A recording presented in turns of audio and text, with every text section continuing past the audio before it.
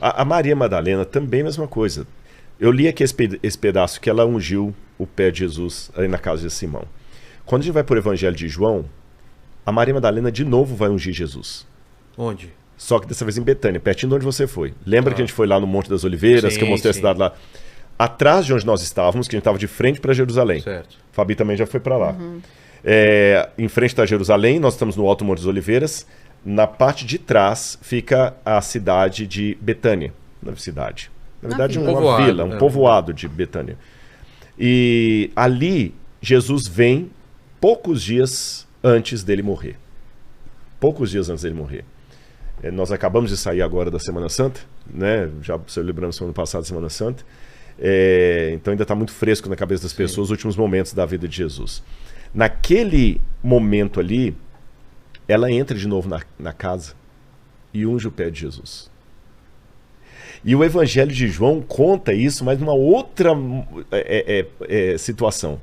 Na primeira situação, com a baixa estima desse tamanhozinho, ela entra na casa de Simão, implorando a Jesus perdão, misericórdia. Aliás, na verdade, ela nem entra implorando perdão e misericórdia, ela entra mais querendo honrá-lo.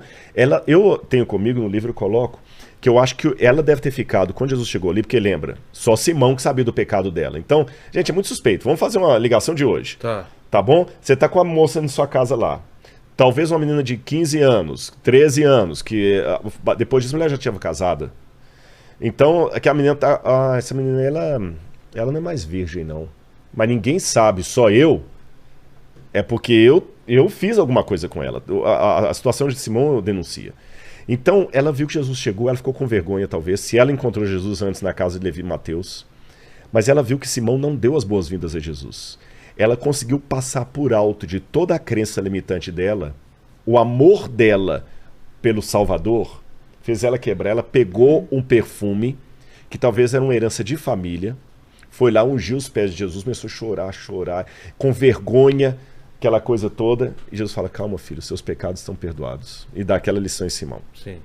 Na segunda situação que ela vai ungir, a gente pode colocar que foi 3 anos e meio depois, praticamente. Porque a primeira unção que ela teve em Jesus foi no começo do ministério dele, lá na Galileia, que você também foi lá. Certo. A segunda unção foi dias antes da morte dele, lá na Judéia, perto de Jerusalém. Entendi. Lugares diferentes, épocas diferentes. Há autores, a bem da verdade, que pensam que foi um momento só. Mas eu acho que são duas bem distintas. Uma foi na Galileia, a outra foi da Judéia. Uma foi no começo do ministério de Jesus, outra foi no final. Aí você pode perguntar assim, mas então no final ela voltou chorando de novo, ungiu, porque ela também caiu em pecado de novo? Não. Ali o motivo era outro. Jesus não estava numa casa de pessoas hostis a ele. Pelo contrário, estavam todos festejando porque Jesus tinha acabado de ressuscitar Lázaro. Há pouco tempo antes ele tinha ressuscitado Lázaro. E agora estava todo mundo otimista porque os que estavam ali naquela casa eram correligionários de Jesus, que estavam comemorando o fato que Jesus finalmente aceitou sair candidato a rei. Estou usando paralelos com a política aqui só para facilitar o entendimento. Pô, esse cara é demais. Se esse cara vier para o nosso partido, todo mundo vai... Nossa, não vai ter para outro candidato, é ele e tudo. E Jesus nunca queria. Jesus nunca queria. Jesus falou, não, eu não vou. E eles ficavam irados com isso. Até que Jesus um dia falou assim, vamos para Jerusalém que eu vou entrar como rei na cidade. Todo mundo ficou alegre. E ele já arrumou tudo, ó, vocês vão chegar numa casa lá, vão soltar um jumentinho, eu vou entrar em Jerusalém montado no jumentinho. A gente pensa em jumento, principalmente quem é do Nordeste, vai pensar no jegue do Nordeste lá, né, sei que é baiana. Não, mas a ideia ali é o seguinte, quando o rei entrava na igreja, na cidade, a cavalo, ele vinha como batalha. Exato. Guerreiro. Se ele entrasse num jumento, ele vinha em missão de paz. Exatamente. Então ele queria entrar. Então assim, beleza, Jesus aceitou. Parênteses aqui, vamos imaginar se nós fôssemos os discípulos, assim, pô, que legal, Vilela, Jesus finalmente, cara, né? Já tô pensando. Esperou esse momento. Nossa, mãe, e era sexta-feira, vamos só esperar vou passar o Shabat. Vou tirar uma selfie dele entrando lá, vou publicar em tudo quanto é. Eu vou pegar o Anás e Caifás, aqueles dois do templo lá, que eram inimigos dele, né? Cara, eu vou bater nesses caras tanto, que no pronto-socorro eles vão passar metiolate com brocha, de tão machucado que esses caras vão chegar lá. Eu também, eu vou arrebentar com os caras todos inflamados. Nossa, a pessoa, você ministro da comunicação, você ministro da live. O pessoal já fazendo planos. Planos. Né? E Maria percebeu que no jantar que deram ali para Jesus, Jesus estava cabisbaixo, tenso. Todo mundo feliz e ele tenso. Pensativo. Ela pensou assim, todo mundo esqueceu do óbvio aqui. Para você entrar numa cidade como rei, você tem que ser perfumado e ungido. E não tinham feito isso com ele. Ninguém tinha feito isso. Eles estavam tão felizes com o depois que esqueceram do antes. Que esqueceram do antes, do principal. É como uma vez eu dando aula lá no NASP, na Faculdade de Teologia, já tem alguns anos isso. Eu tinha uma aluna, na sala de aula inteira só tinha uma mulher. Agora está mudando um pouco, mas curso de teologia era bem masculinizado também. Tinha uma menina, a melhor nota do grego, uma das maiores notas em grego que eu tive foi com ela. Eu era professor de grego. Aí, os alunos resolveram fazer um café da manhã em sala, para despedida do semestre. Perguntaram se poderia, 15 minutos antes da minha aula, fazer o café da manhã ali. Eu falei, claro, por que não, né? Tá terminando o semestre mesmo. Aí cada um trouxe bolo, bolacha, os que eram do internato trouxeram coisas do refeitório e tal. Fizemos a oração, colocou tudo em cima da mesa. Aí ela falou assim, muito bem, gente, vamos começar aqui o café da manhã, mas vocês pensaram como é que vocês vão comer tudo isso? Aí eu olhei um pra cara do outro com cara de tacho assim, porque levou o pão.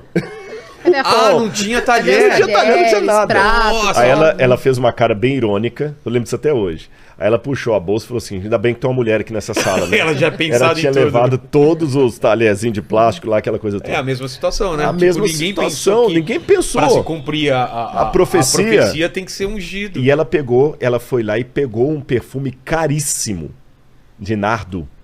Caríssimo mesmo. Caríssimo mesmo. Uma Nada era mais de um ano de trabalho, mais uns 3 anos de trabalho. Lembrando que perfume no Oriente ainda hoje é uma coisa muito e na época tinha um valor absurdo. Absurdo. Ela pegou e começou a ungir Jesus.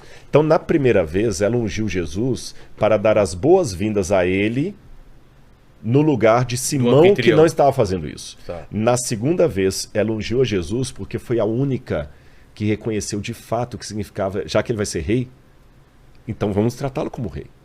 Mas a passagem fala sobre pecado, né? Não, é só de Lucas. A de João não tem a questão do pecado. Quando a gente vai para João... Por que isso que eu não entendi?